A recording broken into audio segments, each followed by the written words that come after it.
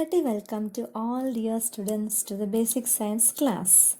In the previous class, we have learned about the water and its properties.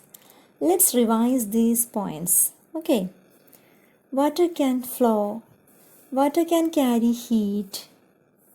Water is a liquid, so it can take the shape of the container which it contains. Water can exist in three states of matter, that is liquid, solid and gas, as water, ice and water vapor. Water can dissolve many substances as compared to other solvents or liquids. So water is termed as universal solvent. Solute is a substance which dissolves. Solvent is a medium in which the solute dissolves. Solute dissolves in a solvent and makes the solution. Water maintains its level. And the next one is several objects floats on water while several other substance which sinks in water. It is because of the variation of density among substances. By using these properties of water, let's have our first activity, that is activity number 1. The first question, suppose a mineral water plant is established near to your house, how will it affect you? Once more, suppose a mineral water plant is established near to your house, how it will affect you. And the second one, after applying chemical fertilizers, we should irrigate the crop. Why? Which property of water is used here? These are the two questions in activity number 1. Okay. So in short, in the previous class, we learned the properties of water and how to measure the liquids. Okay. Then observe this model of Earth. Our Earth is a blue planet. Why it is called so? Yes, because 2/3 of our Earth is full of water. Which is the largest source of water? Yes, it's oceans and seas. Can you drink seawater? No. Why? It is not used for drinking purpose. Yes, it is saline. That means it is salty. So it cannot be used for household purposes, agriculture, industrial use, etc. So it is not useful to us. It is only used for making salt, right? Okay. 97 out of 100 or 97% of total water on earth is saline water. So it is of no use. Observe these pictures. These are the pictures of poles of earth. That is North Pole, Arctic region, and South Pole, that is Antarctic region. These places are densely covered with thick coverings of snow. Not only poles, there are other regions of earth covered with snow. The major portion of pure water found in this form of snow. The high mountains like the Himalayas, certain snowy rivers, even snow-filled desert are there in the earth. So 97% are saline water. Balance 2%, nearly 2% is stored in the form of glaciers, means as ice. It cannot be used. And after all, last balance, nearly 1% of water is the only available source to us for all purposes. Samuel Taylor Coleridge is an English poet, have a famous quote that says, "Water, water everywhere, nor any drop to drink." And translated to Malayalam, "വെള്ളം വെള്ളം സർവത്ര തുള്ളി കുടിപ്പാനില്ലത്രേ."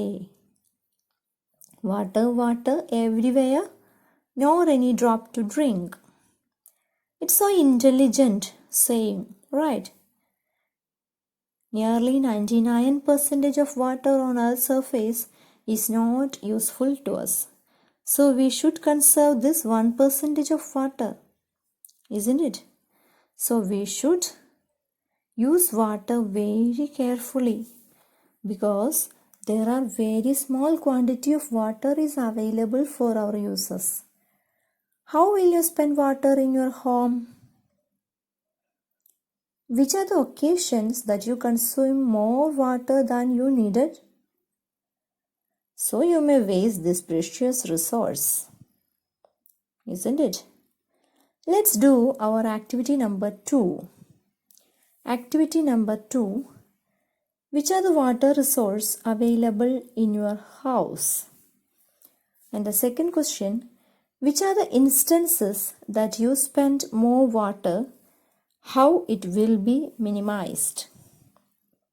First question, which are the water resources available in your house? It may be a well, it may be a pond, or it may be a water connection, whatever it may be. And the second one, which are the instances that you spend more water? How it will be minimized? Observe these pictures.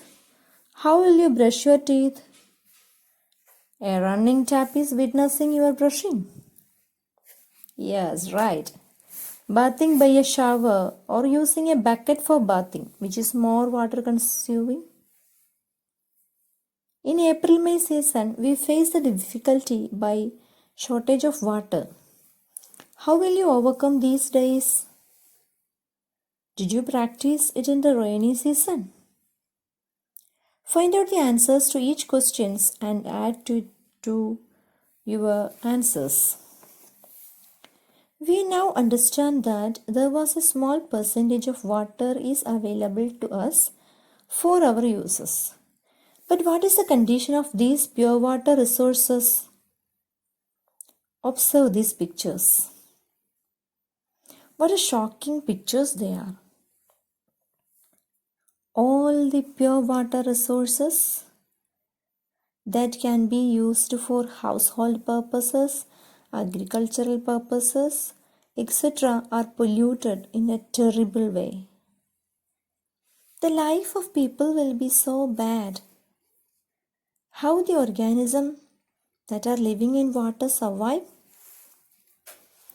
All the living organisms, including human life, will be under dreadful condition or under threat.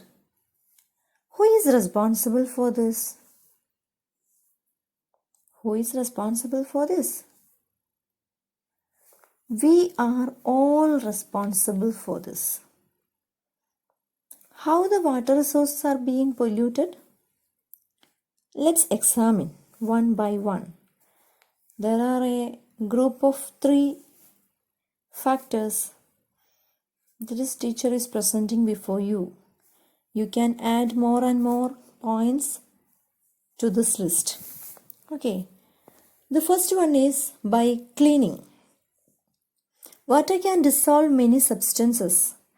We studied that property of water. So, water is used to dissolve dirt. It is used for cleaning clothes, cleaning automobiles, cleaning cattle, and bathing themselves. By these activities, water bodies are polluted. And the second one is by throwing waste. Wastes from markets, shops, etc. disposed to water bodies. Useless objects like paper, plastic bottles, and other plastic wastes are disposed to the water bodies. These disposals polluted water bodies. So the second point is by throwing wastes. First point is by cleaning, and the second one is by throwing waste. And the third one is effluents from agriculture and industrial fields. Chemical fertilizers and pesticides are dissolved in water and reach the water bodies. Industrial wastes are disposed to the nearby rivers and thus polluted. The hot water from factories flows to the nearest water body and affect the life of water organisms. So these are the main points why the water bodies are polluted. Is the water bodies are the places to dispose our waste materials? We should develop a healthy water culture which will resist the water pollution and its causes. There are places in the world that have this beautiful culture where cleanliness can be seen. These pictures shows the developed countries and their model of development. They will not treat the rivers as dumping places for waste materials. Do you heard about Venice in Italy? It is known as floating city because city is filled with water and there are no roads. Places are connected with canals. Try to watch the video of Venice through Safari TV or YouTube. It's a wonder how intelligently they make their city a spot of tourist attraction. Kerala have 44 rivers and a number of lakes. So we should well aware of water pollution and its preventive measures. Then let's do the activity number 3. The first question, how water pollutes? And the second one, is there any polluted water body near to you? How will you conserve it? I repeat the question once again. The first question is how water pollutes, and the second one, is there any polluted water body near to you? Maybe a pond, a river, something like that. Okay. How will you conserve it? How will you conserve that polluted water body? Okay. When did our water bodies filled with water? Yes, it is in the rainy season. Water is distributed through rain. How rain forms? Let's make an experiment. Boil some water in a vessel. After some time, water vapors forms. Now cover the vessel with a lid and open it after 2 minutes. You can see water drops attached to the lid. There are two processes taking place. That is, water absorbs heat and becomes water vapor. So, a liquid absorbs heat and becomes gaseous state. This process is called evaporation. Evaporation. Then water vapor releases heat, cools and becomes water again. That is, a gas cools down and becomes liquid. This process is called condensation. These are the two processes that leads to rain. Water from the water bodies absorbs heat of sun and becomes water vapor. This water vapor cools and becomes clouds. Clouds again cools and starts rain. The water again reaches earth.